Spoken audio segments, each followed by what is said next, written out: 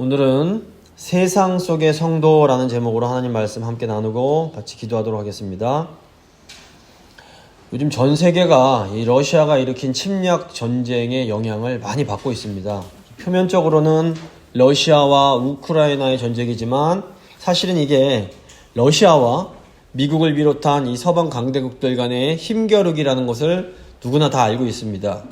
그런데 이렇게 강대국들이 서로 이렇게 힘겨루기를 하는 일이 비단 오늘날만의 일은 아닙니다. 역사를 보시면 항상 강대국들은 자기들의 그 세력을 확장하려고 했고 이로 인해서 전쟁이 계속해서 일어났습니다. 그러니까 저희가 기억해야 할 것은 우리 하나님께서 이런 혼란스러운 상황을 통해서도 하나님의 뜻을 이루어 가신다라는 것입니다. 오늘 본문인 다니엘서 2장은 이 바벨론의 왕이었던 느부갓네살 왕이 꾼 꿈을 다니엘이 해석하는 내용입니다. 이 바벨론 왕 느부갓네살의 꿈은 장차 바벨론 이후에 세계에서 일어날 일들에 대한 그런 꿈이었습니다. 오늘 본문을 통해서 이 세상의 역사를 통해 이루어지는 하나님의 뜻과 또 하나님의 백성들이 이렇게 막 혼란스러운 세상 속에서 어떻게 살아가야 할지에 대해서 한번 함께 생각해 보도록 하겠습니다. 오늘 세 부분으로 나눠서 말씀 전할 텐데 첫 번째는 역사 속에 나타나는 하나님의 섭리, 두 번째는 다니엘의 예언, 세 번째는 세상 속의 성도가 됩니다. 먼저 역사 속의 섭리를 보겠습니다. 이제 바벨론에서 포로 생활을 하고 고레스의 명령으로 다시 예루살렘으로 돌아온 유다 백성들이 성전을 재건하고 하나님께서 약속하신 메시아가 오셔서 이 이스라엘을 다시 회복시켜 주시기를 이제 기다렸습니다. 그런데 우리 예수님께서 언제 오십니까? 400년 후에나 오시는 겁니다. 그러니까 말라기 선지자의 예언을 끝으로 이 400년의 기간 동안에는 하나님께서 선지자를 통해서 말씀조차 주지 않으셨습니다. 그래서 이 기간을 침묵기라고 부릅니다. 또는 이 구약과 신약 사이의 이 기간이기 때문에 이 400년의 기간을 신구약 중간기라고도 부릅니다. 그리고 이때는 재건된 두 번째 성전이 있었던 시기이기 때문에 제2성전기라고도 부릅니다. 그래서 중간기, 침묵기, 그다음에 제2성전기 이런 게 이제 다 그 말라기 선지자의 예언 끝으로 예수님 오시기 전까지 복음서가 나오기 전까지 그 기간을 지칭합니다. 근데 이 400년간의 침묵기 이 시기는 강한 제국들이 흥하고 망하기를 반복하던 그런 시기였습니다. 놀라운 것은 하나님께서 다니엘을 통해서 이런 제국들에 대해서 미리 알려주셨다라는 것입니다. 오늘 본문이 이제 바벨론을 비롯한 그 후에 나오는 제국들에 대한 내용인데 이 다니엘의 예언을 살펴보기 전에 먼저 저희 성경에 나오는 5개 제국에 대해서 성경 속 5대 제국에 대해서 간략하게 먼저 좀 설명을 드리겠습니다. 이 성경 속 5개 제국을 이해하시면 이 다니엘 선지자의 예언이 얼마나 놀라운 것인지를 더 잘 아실 수 있을 겁니다. 성경에 나오는 대제국이 모두 5개가 있습니다. 아수르, 바벨론, 페르시아, 헬라, 로마입니다. 자, 이 5개 제국을 암기해두시면 성경을 이해하시는데 굉장히 유익합니다. 제가 좀 쉽게 암기할 수 있는 힌트를 한번 드리겠습니다. 좀 유치한데 이게 암기는 또 유치할수록 잘 됩니다. 자, 이제 요즘 코로나가 이제 거의 끝나가지만 코로나 시기 아닙니까? 자, 아빠 팬은 안녕하신가? 한번 생각해 보십시오. 아빠 팬은 안녕하신가? 영어로 하면 아빠 페 헬로 이렇게 하시면 됩니다. 이 5개 아빠 페 헬로 여기 보시면 아수르, 바벨론, 페르시아, 헬라는 이제 그리스입니다. 그 다음에 로마. 이 5개를 딱 기억해 두시면 구약 후반부로는 이해하시는데 도움이 확 됩니다. 아빠 페 헬로 기억해 두십시오. 먼저 아수르입니다. 아수르는 이제 다니엘의 예언에 나오지 않습니다. 하지만 요나, 나훔, 이사야, 아모스 선지자가 다 이 아수르와 관련된 예언을 했습니다. 잘 아시는 것처럼 요나 선지자가 가서 말씀 전했던 니느웨가 이 아수르 제국의 수도였습니다. 이제 아수르가 이 바벨론에 의해서 망하기 전까지 500년이나 되는 긴 기간을 이 메소포타미아 지역을 장악하는 대제국이었습니다. 북이스라엘이 그 주전 722년에 이 아수르의 멸망을 당하게 됩니다. 자, 아수르 다음에는 바벨론입니다. 이 바벨론은 이제 아브라함 때의 그 구 바벨론이 아니라 아수르를 멸망시킨 신 바벨론을 말합니다. 이 바벨론 제국이 아수르를 물리치고 메소포타미아 지역의 그 주인이 되는데, 예레미야, 다니엘, 에스겔, 하박국, 스바냐 선지자가 이 바벨론 제국과 관련된 예언을 했습니다. 이 남유다가 주전 586년에 이 바벨론에게 멸망을 당하고 바벨론 제국으로 이제 포로로 끌려가게 됩니다. 이 바벨론이나 아수르는 하나님께서 자기 백성 북이스라엘, 남유다를 징계하시는 이 몽둥이와 같은 나라들이었습니다. 근데 보시면 몽둥이는 쓰임이 닿으면 버려지는 겁니다. 바벨론이 그 강한 아수르 제국을 장악하고 이 메소포타미아 지역의 패자가 됐지만 70년밖에 가지 못합니다. 결국 하나님께 버려지게 됩니다. 그 뒤를 이어서 강한 제국이 된 나라가 이제 페르시아입니다. 성경에서는 페르시아를 바사, 한자로는 파사, 파사기 때문에 이제 발음이 이렇게 됩니다. 중국어로. 그래서 이 바사라고 부르는데, 본래 이 페르시아 제국은 여러 개, 그리스처럼 여러 개 도시국가로 되어 있었습니다. 이 작은 도시국가들 중에서 두 개가 셌는데, 하나가 메데, 성경에서 메데라고 나누는 메디아였고, 또 하나가 파사, 바사, 페르시아였습니다. 원래는 메데가 더 강했는데, 이 메데를 누르고 페르시아를 전 세계를 장악하는 대제국으로 만든 사람이 바로 고레스였습니다. 그리고 이 페르시아 제국의 왕 고레스가 비록 이방 왕이었지만 하나님께 사용되는 그런 영광을 누립니다. 이 고레스 왕은 바벨론 시기에 포로로 잡혀왔던 유다 백성들을 다시 고향으로 돌려보내서 성전을 재건하게 만듭니다. 그래서 다니엘, 학개, 스가랴, 에스더, 에스라, 느헤미야, 말라기 같은 선지자들이 다 이 페르시아 시대에 이제 그 활동했던 페르시아와 관련된 그런 선지자들이라고 볼 수 있습니다. 이 페르시아가 한 200년 정도 소아시아와 중동 지방을 이제 다스렸는데, 바로 이 시기가 구약과 신약 사이에 이제 침묵기가 시작되는 시기입니다. 근데 이 시기에 성경에 나오지 않지만 정말로 많은 일들이 일어납니다. 우선 이 페르시아 제국이 중동과 소아시아 지역을 장악했는데 여기에 만족하지 못하고 어떻게 합니까? 저 유럽까지 가고 싶어 합니다. 그래서 그리스를 침략합니다. 그래서 일어나는 전쟁이 페르시아 전쟁입니다. 그런데 이 페르시아가 그리스와 이제 싸우다가 국력이 쇠약해지고 결국 이게 망하는 계기가 됩니다. 그리고 반대로 그리스가, 이 헬라 제국이 이제 중동을 비롯해서 저 인도까지 진출하는 계기가 됩니다. 이제 페르시아에 이어서 헬라 제국, 그리스 제국입니다. 그리스인들이 자신을 이제 헬라의 후손, 그래서 헬라스라고 불렀습니다. 그래서 그리스를 헬라 제국이라고 부르는데, 아주 작은 도시국가 연합이던 그리스를 거대한, 당시 모든 전 세계에 해당하는 모든 지역을 장악한 헬라 제국으로 만든 사람이 그 유명한 알렉산더 대왕입니다. 이제 알렉산더 대왕의 스승이 또 그 유명한 아리스토텔레스라는 철학자입니다. 이 알렉산더가 아리스토텔레스의 그 헬레니즘 사상을 잘 배워서 이 사상을 전 세계에 전파할 사명을 가지고 유럽 전역을 정복하고 중동을 넘어서 인도까지 진출합니다. 그래서 이 사람의, 이 알렉산더 대왕이 무슨 생각을 했냐면, 성경에도 보면 미개인이라고 나오지 않습니까? 이 헬라 사상을 가진 사람들은 지혜자지만 이 헬라 사상을 모르는 사람은 미개인. 그렇게 생각해서 이 위대한 사상을 저 끝까지 전해줘야겠다. 이 사명감을 가지고 전쟁을 했던 겁니다. 근데 알렉산더가 안타깝게 30대 초반에 풍토병으로 죽게 됩니다. 그리고 결국 헬라 제국이 그의 부하이던 4명의 장군에 의해서 이제 4개로 나눠지는데, 이제 이 내용이 또 다니엘서에 예언이 또 되어 있습니다. 이 중에 이 4개, 그 헬라의 그 알렉산더 대왕 이후에 4개 제국 중에서 남유다와 관련 있는 2개 왕국이 북쪽의 셀류코스 왕국과 남쪽의 프톨레미 왕조입니다. 이 프톨레미 왕조의 마지막 왕이 바로 그 유명한 클레오파트라 여왕입니다.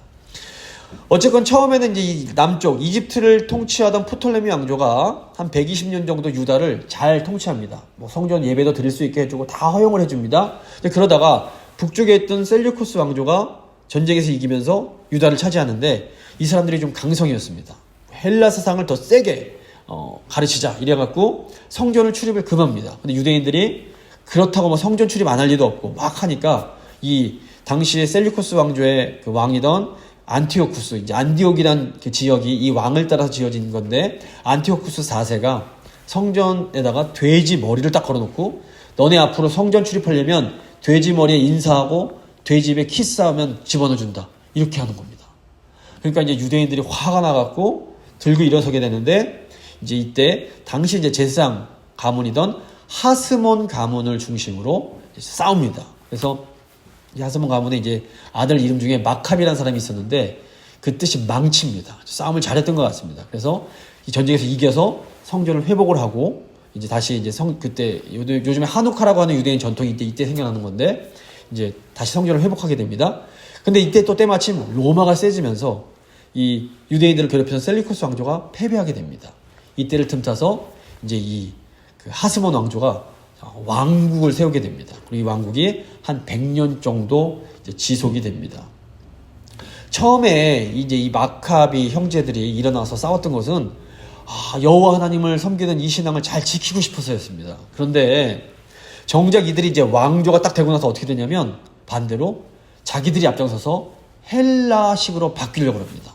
유다 왕국을 헬라화시키려고 애를 씁니다. 대표적인 게 뭐냐면 그 예루살렘 성전 앞에다가 올림픽 경기장을 짓습니다.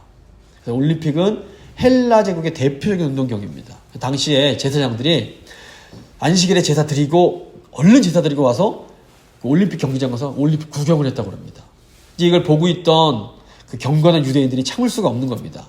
원래 이 하스몬 왕조 자체도 레위인 출신도 아니고 다윗 왕의 후손도 아니고 적법하지도 않은데 왕이 됐으면서 막 헬라화를 추구하니까 막 화가 나는 겁니다. 이때 막 대항하면서 생겨난 것이 신약에 나오는 그 바리새인들입니다. 그러니까 원래 바리새인들도 처음에는 정말 좋은 의도를 가지고 하나님 말씀대로 살자 이러고 나온 겁니다. 근데 안타깝게도 예수님 때 바리새인들이 어떤 사람들입니까?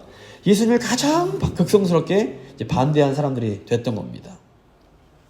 그리고 이제 헬라 제국에 이어서 마지막 제국이 이제 로마 제국입니다. 이제 이 마지막 유다 왕국인 하스몬 왕조가 몰락하게 된 결정적인 이유는 뭐였냐면 권력 다툼이었습니다. 하스몬 왕조의 마지막 왕에게 아들이 2명이 있었는데 서로 왕자끼리 싸우는 겁니다. 내가 왕이 되겠다, 내가 왕이 되겠다. 싸우다가 결론이 안 나니까 당시 유력한 권력자였던 로마의 폼페이 장군한테 누가 왕이 될지 좀 정해주십시오 부탁을 합니다. 폼페이 장군이 옳거니 하고 그냥 싸우지도 않고 군사를 이끌고 예루살렘으로 들어와 버리게 됩니다. 그리고 어떻게 했을까요? 그 왕자 둘을 감옥에 집어넣어 버립니다. 이렇게 하스몬 왕조가 문을 닫은 겁니다. 그리고 이제 신약에 나오는 로마 헤롯 왕의 이제 그 로마 제국이 로마의 반 정도 식민 통치를 받는 신약 시대가 이제 시작되는 겁니다. 자, 이 중간 시기의 역사 아주 간략하게 말씀을 드렸는데 보시면 오늘 이 시대의 모습이 그대로 들어 있습니다.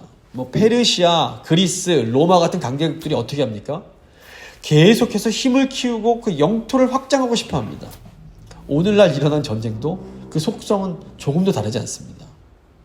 또 처음에는 아주 순수한 믿음에서 막 들고 일어난 사람들, 마카비 왕조든 아니면 뭐 바리새인이든 처음에 참 의도가 좋았는데 시간이 가면서 변질되고 타락합니다. 이것도 이 시대의 교회의 모습과 너무나 흡사합니다. 자, 이제 본격적으로 이 배경을 아셨으니 오늘 본문으로 들어가서 다니엘 예언을 통해서 하나님께서 과연 어떻게 이런 모든 과정들을 통해서 우리 예수님께서 오실 길을 준비하셨는지 한번 생각해 보도록 하겠습니다. 이제 두 번째 다니엘의 예언입니다. 다니엘서가 총 12장으로 되어 있는데 1장부터 6장은 유다 백성들이 바벨론에서 어떻게 포로 생활을 했는지 그 어려움들을 담고 있습니다. 그리고 7장부터 12장은 묵시로서 바벨론 포로 이후에 세상에 일어날 이 변화를 예언하는 내용입니다. 하나님께서 이 다니엘을 통해서 장차 세상에서 일어날 일들을 미리 알려주셨던 겁니다. 다니엘서 이제 2장 보시면 바벨론 왕 느부갓네살이 이제 꿈을 꿉니다. 아까 저희가 이제 함께 읽었는데 느부갓네살 왕이 어느 날 어마어마하게 화려한 우상에 대한 꿈을 꿉니다. 이 우상의 머리는 정금으로 되어 있고 주보에도 나와 있습니다. 가슴과 팔은 은으로 되어 있고 배와 허벅지는 동으로 되어 있고 종아리는 튼튼한 철로 되어 있고 발은 철과 진흙이 섞여 있었습니다. 그런데 갑자기 산에서 날아온 돌이 이 약한 발 부분을 딱 치면서 우상이 박살이 납니다. 그런 이후에 느부갓네살이 이 꿈의 의미가 뭔지 너무너무 두려운 겁니다. 다니엘이 지혜로 이 꿈을 풀어내게 됩니다. 자, 먼저 정금으로 된 머리는 느부갓네살 왕이 통치하던 바벨론을 의미합니다. 그리고 가슴과 팔 부분이 은으로 된 것은 이제 또 다른 나라가 일어나서 바벨론을 멸망시키게 된다는 의미인데 아마도 이 은이 페르시아를 의미할 것으로 봅니다. 그 다음에 노수로 된 나라가 이제 온 세상을 다스리는데 이 나라가 헬라 제국, 그리스를 이제 의미합니다. 그리고 넷째 나라는 철처럼 강한 나라로 철이 모든 것을 부서뜨리는 것처럼 이 나라가 모든 나라를 이제 부서뜨리게 될 것인데 이 철처럼 강한 나라가 바로 로마였습니다. 팍스 로마나가 이루어집니다. 근데 이 나라의 일부가 흙으로 되어 있어서 일부는 강하지만 일부는 쉽게 부서지게 됩니다. 아마도 이것은 나중에 동로마와 서로마가 분열되는 것을 의미하는 것으로 봅니다. 그런데 다니엘 7장에서도 보시면 이제는 다니엘이 또 환상 중에 바다에서 올라오는 네 짐승에 대한 이제 꿈을 꾸게 됩니다. 근데 이 네 짐승 역시 네 개의 왕국을 의미합니다. 먼저 다니엘이 독수리의 날개를 가진 사자를 봅니다. 근데 나중에 이제 이 날개가 뽑히게 되는데 이 독수리의 날개에 달린 이 사자는 바벨론을 상징합니다. 고대 이라크의 국기가 바로 독수리 날개였습니다. 그래서 첫 번째 이 독수리 날개 된 사자는 바벨론. 두 번째 그 뒤에 이제 곰 한 마리가 입에 갈빗대 3개를 물고 올라옵니다. 이 갈빗대 3개를 물고 올라오는 곰은 페르시아를 의미하는 하고 이 세 갈빗대는 이제 주변 나라들입니다. 페르시아 왕국이 이제 당시 바벨론을 침공해서 수리아, 애굽까지 점령하는 당시에 강했던 세 갈빗대를 물어뜯는 그것을 상징한다고 봅니다. 이 꿈대로 페르시아 제국 때에 이 중동 지역이 처음으로 통일이 됩니다. 아수르가 강했지만 전체를 통일하지 못했는데 페르시아가 전체를 다 통일합니다. 그 다음에 이제 다니엘이 본 그 짐승이 뭐였냐면 4개의 날개와 4개의 머리가 달린 표범이었습니다. 4개의 이 날개, 4개의 머리가 달린 표범은 헬라 왕국을 의미할 것으로 보입니다. 제가 아까 알렉산더 대왕이 죽은 후에 장수 4명이 이제 4개의 헬라 제국을 이룬다고 그랬는데 아마 그것을 상징하는 것으로 보입니다. 그 중동 지역을 통일한 이 페르시아 왕국 다리오 3세가 유럽 그리스를 공격하다가 도리어 헬라 왕국에 패배를 하고 이제 이때 헬라 제국이 급속도로 전 세계를 점령하게 됩니다. 이제 마지막에 10개의 뿔이 달린 철 괴물이 나옵니다. 이 철 괴물이 닥치는 대로 삼키지 못한 것은 발로 밟아봐서 부숴버리는데 아마도 이제 이것이 로마를 상징하는 것으로 보입니다. 이 꿈처럼 로마가 아주 강력한 정말 그런 철과 같은 군사력으로 전 세계를 통일합니다. 사실 이제 학자들 사이에서 이 다니엘 꿈에 나오는 이 왕국들이 정확하게 어떤 왕국이냐에 대해서 서로 갑론을박 논쟁들이 사실 많았습니다. 하지만 그 왕국들이 정확하게 어떤 나라인지는 그렇게 중요하진 않습니다. 다니엘서 2장에서 느부갓네살 왕이 꿈에 봤던 우상이 맨 마지막에 어떻게 됩니까? 뜨인 돌이 산에서부터 날아와서 이 4개의 제국으로 된 우상을 박살내버리고 큰 산을 이룹니다. 이게 무슨 의미입니까? 하나님 나라를 이루게 되는 겁니다. 다니엘이 내린 느부갓네살 왕의 꿈의 결론이 이제 나옵니다. 다니엘서 2장 44절 45절 말씀입니다. 제가 한번 읽어드리겠습니다. 다니엘이 결론을 내린 겁니다. 이 여러 왕들의 시대에 하늘의 하나님이 한 나라를 세우시리니 이것은 영원히 망하지도 아니할 것이요 그 국권이 다른 백성에게로 돌아가지도 아니할 것이요 도리어 이 모든 나라를 쳐서 멸망시키고 영원히 설 것이라. 손대지 아니한 돌이 산에서 나와서 쇠와 놋과 진흙과 은과 금을 부서뜨린 것을 왕께서 보신 것은 크신 하나님이 장래일을 왕께 알게 하신 것이라. 이 꿈은 참되고 이 해석은 확실하니이다 하니. 자, 이때 산에서 날아와서 이 거대하고 화려한 우상을 깨뜨린 이 돌이 누굴까요? 바로 예수 그리스도이십니다. 예수 그리스도 오셔서 거대한 세상 나라를 무너뜨리시고 하나님의 나라를 거대한 산처럼 이제 완성하신 겁니다. 다니엘 7장에 나오는 다니엘의 꿈도 똑같은 결론이 나옵니다. 내 짐승이 나온 후에 인자 같은 이가 하늘 구름을 타고 와서 넷째 짐승에게 엄청난 박해를 받고 있던 성도들을 구원해내고 그들과 함께 영원히 다스리는 내용이 다니엘 7장에 나옵니다. 다니엘 7장 13절 14절입니다. 내가 또 밤 환상 중에 보니 인자 같은 이가 하늘 구름을 타고 와서 옛적부터 항상 계신 이에게 나아가 그 앞으로 인도되매 그에게 권세와 영광과 나라를 주고 모든 백성과 나라들과 다른 언어를 말하는 모든 자들이 그를 섬기게 하였으니 그의 권세는 소멸되지 아니하는 영원한 권세요 그의 나라는 멸망하지 아니할 것이니라. 자, 지금 이 엄청난 승리를 거두시는 인자 같은 이분이 바로 예수 그리스도이신 겁니다. 그러니까 다니엘서에 나오는 두 꿈은 오실 메시아에 대한 것이었습니다. 그러니까 성경에 나오는 모든 제국들은 사실 하나님께서 사용하시는 도구들에 불과했습니다. 자, 아수르와 바벨론은 하나님이 자기 백성을 맴매하는, 징계하는 몽둥이였습니다. 하나님은 또 그 후에 페르시아 제국 왕들을 통해서 다시 예루살렘 성전을 재건하게 하시고 메시아를 기다리게 하십니다. 그 다음에 전 세계를 지배했던 헬라 제국은 어떻게 하나님께서 사용하셨을까요? 이 헬라 제국 덕분에 헬라어가 오늘날 영어처럼 전 세상의 언어가 됩니다. 이게 왜 중요할까요? 자, 히브리어로 쓰여진 구약 성서가 이 시기에 헬라어로 번역이 됩니다. 그래서 이방인들도 구약 성경을 읽고 여호와를 경외하는 사람이 될 수가 있게 된 겁니다. 그리고 이들에게 복음을 전해서 하나님을 믿게 되는 겁니다. 신약 성서는 아예 처음부터 헬라어로 쓰여집니다. 왜 유다 백성들, 이게 복음 전하기 위한 목적인 겁니다. 그래서 예수님 제자들이 헬라어를 가지고 전 세계에 마음껏 복음을 전할 수가 있었습니다. 자, 그렇다면 로마는 무슨 일을 했을까요? 로마 제국에서 유명한 두 가지가 뭡니까? 바로 군사력과 도로였습니다. 모든 길이 로마로 통한다고 그랬는데 아무리 또 길이 많아도 막 길 가는데 도적대 오고 그러면 여행을 잘 할 수가 없습니다. 근데 팍스 로마나 군사력이 너무 강해서 당시 치안이 아주 좋았다고 합니다. 자, 사도 바울이 강한 로마의 군대와 길 덕분에 안전하게 로마가 만들어오는 길을 통해서 전 세계의 복음을 전파하러 다닐 수가 있었던 겁니다. 근데 여기서 가장 중요한 것은 인류 역사에 출현했던 모든 나라들이 철과 진흙으로 섞인 나라와 같아서 결국 예수 그리스도가 가져오신 하나님 나라에 의해 산산조각 나게 된다라는 겁니다. 예수님께서 가져오신 하나님의 나라에 비하면 이 세상 나라들은 권력과 돈을 숭배하는 우상 숭배적인 나라에 불과했습니다.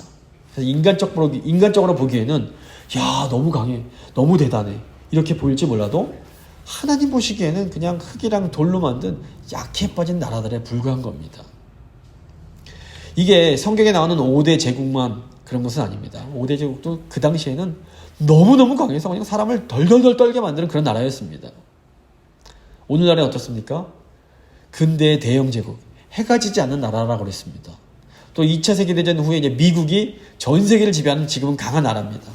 근데 또 미국 뒤에 이어서 뭐 러시아, 중국 같은 나라들이 서로 그냥 힘을 과시하려고 하고 있습니다. 하지만 하나님 보실 때 어떻습니까? 다 철과 진흙이 결합된 아주 취약한 나라에 불과합니다. 이런 세상 나라들은 결국 뜨인 돌이요 인자와 같은 분이신 예수님이 다시 오실 때 산산이 부서져서 먼지처럼 되어버릴 것입니다. 오직 예수 그리스도가 세우시는 하나님의 나라만이 영원합니다. 우리는 이 세상에 속해서 살지만 궁극적으로는 흔들리지 않는 영원한 하나님 나라의 백성들로 살아가는 겁니다. 그렇기 때문에 세상이 이렇게 저렇게 하든 두려워할 필요가 없는 겁니다. 아, 원래 세상이 이런 거지. 예전에도 그렇고 지금도 그렇고 앞으로도 세상 나라는 흔들릴 거지. 이렇게 생각하시면서 아, 원래 그런 거지. 너무 놀라지 마시기 바랍니다. 자, 이제 마지막 세상 속의 성도입니다. 세상 나라는 변하고 제국도 변하고 왕도 변합니다. 권력자들은 센 것 같아도 나타났다 사라지고 나타났다 사라지고를 반복합니다. 하지만 오직 하나님의 나라는 영원합니다. 그래서 오늘 우리에게 중요한 것은 이렇게 변하고 흔들리는 세상 나라 속에서 어떻게 변하지 않는 하나님 나라의 백성으로 살아갈 수 있는가 하는 겁니다. 다니엘서에 나오는 다니엘과 세 친구들이 바로 이것을 우리에게 알려줍니다. 다니엘이 주전 605년에 바벨론이 유다를 침략했을 때 바벨론으로 잡혀간 귀족들에 속해 있던 사람입니다. 다니엘은 하나님께서 주신 지혜로 아주 높은 관직에 올라서 여러 왕들을 섬깁니다. 바벨론, 메데 페르시아의 왕까지 섬기는 몇 대 걸쳐서 왕을 섬깁니다. 다니엘서는 하나님의 백성이 하나님을 모르는 이 세상 나라에서 어떻게 하나님 백성의 그 거룩함을 유지하면서 살 수 있는지를 보여주는 교과서 같은 책입니다. 이 세상 나라에서 하나님을 섬기면서 살아갔던 다니엘과 세 친구는 이 세상 문화가 주는 그런 긴장을 항상 느껴야만 했습니다. 오늘 본문인 다니엘서 2장을 보시면 바벨론 왕 느부갓네살이 꿈을 꾼 후에 바벨론 점쟁이들에게 야, 니네 내가 꾼 꿈을 맞추고 그게 무슨 의미인지 나한테 설명해. 아니면 다 죽어. 이런 말을 합니다. 그러니까 점쟁이들이 아니 왕이시여 무슨 꿈을 꾸셨는지 알려주시면 저희가 그 꿈을 해석해 드리겠습니다. 그런데 무슨 꿈을 꾸셨는지 알려주지도 않으시고 그것부터 맞추라고 그러시면 저희는 어떡합니까? 왕이 무슨 소리야? 니네가 나 속이는 거 모를 줄 알아? 내가 무슨 꿈 꾼 것까지 다 맞춰. 이렇게 말을 하는 겁니다. 이 느부갓네살 왕의 요구는 사실 어떤 의미에서 전형적인 권력자의 횡포입니다. 무대뽀입니다. 이 영국의 액튼경이란 분이 권력은 부패한다. 절대 권력은 절대적으로 부패한다. 이런 유명한 말을 남겼습니다. 이런 세상 나라에 저희 사무엘서 할 때도 이제 나눴지만 이 권력을 가지면 이 권력은 부패할 수밖에 없습니다. 근데 이 세상 나라는 권력을 추구하는 나라입니다. 이런 세상 속에서 이 하나님을 섬기는 다니엘과 세 친구가 어떻게 살아남을 수 있었을까요? 이 다니엘과 세 친구들의 삶을 보면 두 가지 차원이 있습니다. 한 가지 차원은 이 세상 속에서 세상과 더불어 살아가는 차원입니다. 이 다니엘과 세 친구가 바벨론 문화 속에서 살아야만 됐습니다. 우선 그 사람들이 바벨론식 이름을 갖게 됩니다. 거부할 수 없습니다. 또 그들이 바벨론 의복을 입습니다. 아마 머리 모양, 화장 이런 것까지도 바벨론식으로 해야만 했을 겁니다. 거부할 수 없습니다. 또 그들은 점성술, 점치고 별 보고 점치는 이런 점성술을 이게 바벨론의 학문이었기 때문에 이걸 또 배워야 됐을 겁니다. 그러니까 이 사람들이 바벨론에서 살아가려면, 바벨론에서 생존하려면 이런 바벨론의 문화를 받아들여야만 했습니다. 하지만 이게 전부가 아닙니다. 다니엘과 세 친구는 그럼에도 불구하고 자기들이 지켜야 할 신앙의 중요한 것, 이것은 철저하게 지킵니다. 다니엘서 1장을 보시면 다니엘과 세 친구가 바벨론 왕국이 제공하는 호화로운 음식, 고기와 술을 거절합니다. 절제합니다. 이게 쉬운 일이 아니었는데 믿음으로 이렇게 합니다. 이것이 바벨론 문화의 유혹으로부터 자신들을 지키기 위한 방법이었던 겁니다. 또 다니엘서 3장을 보시면 다니엘의 세 친구들이 왕의 신상에 전하라고 명령을 내렸지만 생명을 걸고 그것을 거부합니다. 이 때문에 이 사람들이 어떻게 됩니까? 뜨거운 풀무 속에 들어가야만 합니다. 하지만 하나님께서 이들을 보호하시고 결국에는 왕에게 높임을 받게 하십니다. 생명을 걸고 우상 숭배를 거절하는 겁니다. 또 다니엘서 6장 보시면 다니엘이 자기가 모함당할 것을 다 알지만 그럼에도 하루에 3번씩 성전을 향해서 창문을 열고 하나님께 기도합니다. 이걸 멈추지 않습니다. 결국 이 때문에 다니엘이 어떻게 됩니까? 모함받아서 사자굴에 들어가게 됩니다. 하지만 하나님께서 이때도 다니엘을 보호해 주십니다. 자, 다니엘이 이렇게 모함을 받으면서도 하루에 3번씩 기도할 수 있었던 그 믿음의 비결이 무엇일까요? 제가 가만히 묵상을 해보는데 아마 다니엘은 하루에 3번씩 기도하지 않으면 생존할 수 없는 아주 그런 어려운 상황에 살았던 것 같습니다. 그러니까 매일 다니엘이 매 순간 이렇게 하나님 앞에 나가 기도하지 않으면 자기 신앙을 지킬 수 없는 그런 힘든 상황이었던 겁니다. 너무나 상황이 힘드니까 기도해야만 살 수 있는 그런 상황이었던 겁니다. 우리도 마찬가지입니다. 우리가 이 세상 속에서 살아갈 때 세상 모든 걸 다 거부하며 살 수는 없습니다. 자, 보십시오. 저희가 이제 애들이 학교를 보냈는데 학교에서 성경과 반대되는 내용들을 가르치기도 합니다. 그렇다고 야 이거 학교 안 보내 이럴 수 없습니다. 또 어떤 기업이 있는데 뭐 거기 기업의 사장이 아주 기독교를 싫어하고 반기독교적인 생각을 가진 사람입니다. 근데 그 기업에서 나오는 것을 그 제품이 있어야만 뭐 자동차도 만들고 뭐 할 수 있다면 우리가 사장이 반기독교인이라고 해서 그 제품을 다 거부할 수는 없는 겁니다. 그래서 우리가 어쩔 수 없이 이 세상과 더불어 살기 위해서 받아들여야 되는 부분들이 있습니다. 하지만 동시에 우리 하나님 백성들에게는 반드시 거부해야 할 세상 문화가 있는 겁니다. 세상은 네가 세상의 중심이다. 네 스스로 널 구원해야 된다. 열심히 해서 네 스스로 널 구원해라 이렇게 외칩니다. 하지만 우리 하나님 백성들은 이런 자기 중심적인 세상 문화를 단호하게 거부해야 됩니다. 예수님만이 우리의 유일한 구원자가 되십니다. 예수님 외에는 우리를 구원할 수 있는 것이 아무것도 없습니다. 미국 같은 강대국이 우리를 구원해주지 못합니다. 많은 돈이나 지식, 인기, 명예가 우리를 구원해주지 못합니다. 나빠서가 아니라 능력이 없어서 우리를 구원할 수 없습니다. 오직 예수님만이 우리의 몸과 영혼을 구원하실 수 있습니다. 이렇게 예수님만 의지하는 것이 우상숭배를 거절하는 것과 긴밀하게 연결이 됩니다. 저희 제공교회는 우상숭배를 철저하게 반대하고 오직 예수님만 의지하겠다고 결단한 교회입니다. 또 우리는 하나님께서 주신 이 사랑의 율법을 지켜야 됩니다. 세상은 이기적으로 나만을 위해서 살아야 된다. 그래야 생존할 수 있다라고 가르칩니다. 하지만 하나님 백성은 그것이 거짓말인 걸 압니다. 하나님 백성은 아무리 상황이 힘들고 어려워도 이웃을 내 몸처럼 사랑하며 살아야 한다는 것을 알고 있습니다. 그래서 그리스도인들이 이 세상 속에서 살아갈 때에는 언제나 이런 일종의 거룩한 긴장 속에서 살 수밖에 없습니다. 세상은 자꾸 이기적이더라고 그러고 욕심부리라고 그러고 너만 위하라고 그러고 너희 가족만 위하라고 합니다. 하지만 하나님 백성들은 아니야, 그건 하나님 뜻이 아니야. 이걸 알고 있는 겁니다.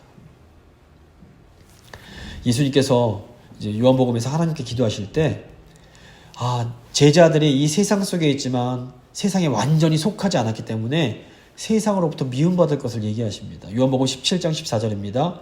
세상이 그들을 미워하였사오니 이는 내가 세상에 속하지 아니함 같이 그들도 세상에 속하지 아니함으로 인함이니이다. 우리는 이 세상에 살지만 세상에 속하지는 않은 사람들입니다. 잠시 동안에는 막 굉장히 폭력을 사용하고 이기적으로 욕심부리는 이런 사람들이 이기는 것처럼 보입니다. 잘 되는 것처럼 보입니다. 하지만 역사가 보여주는 것처럼 결국에는 사랑이 증오를 이기고 용서가 복수를 이기게 됩니다. 예수님께서 이 세상에서는 전쟁과 환란이 끊이지 않을 거다라고 말씀하십니다. 아마 앞으로도 이 세상 나라들은 자기 욕심을 채우기 위해서 크고 작은 전쟁을 계속해 나갈 겁니다. 하지만 영원한 하나님 나라의 백성인 우리들은 오직 예수님만 의지하며 계속해서 말씀에 순종하여 이웃을 사랑하는 삶을 살아가야 됩니다. 그리고 결국에는 예수님께서 가져오신 하나님의 나라만이 영원히 서게 될 것입니다. 말씀을 마무리 짓겠습니다. 이제 오늘은 다니엘서의 예언을 통해서 세상 속에서 역사하시는 하나님의 섭리에 대해서 생각했습니다. 하나님은 세상 강한 나라들을 통해서 예수님께서 이 땅에 오실 길을 준비하게 하십니다. 예수님께서 다시 오시고 이제 하나님의 나라가 완전히 이 땅에 세워질 때에 결국 이 세상의 나라들은 산산이 부서져 버리게 될 것입니다. 그때까지 우리는 이 세상에서 신실한 하나님 나라 백성으로 살아가야 됩니다. 우린 이 세상에 거하지만 이 세상에 완전히 속하지 않았기 때문에 세상으로부터 때로 미움을 받게 됩니다. 하지만 우리가 그래도 오직 예수님만 의지하며 하나님 말씀대로 사랑하는 삶을 살아가야 합니다. 이 시간 믿음의 기도 잠시 드리시겠습니다.